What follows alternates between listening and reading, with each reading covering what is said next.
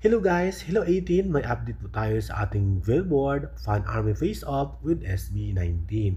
Ito po, round 1 na po tayo. Apat po ang maglaban-laban.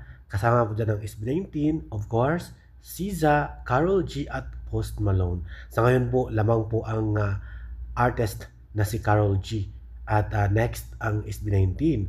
Pag sa apat na yan, ang pinakamalaking boto, makapasok ito sa number 38 at magiging round 2. O di ba? Pag sino namang lamang diyan ay may dalawang kalaban pa ang SB19 aside sa isa diyan. Ito po 'yon, maging tatlo pa rin ang kalaban ng SB19. Ito yung sa 38 kasama din ng SB19 at may dalawa sa taas. O di ba?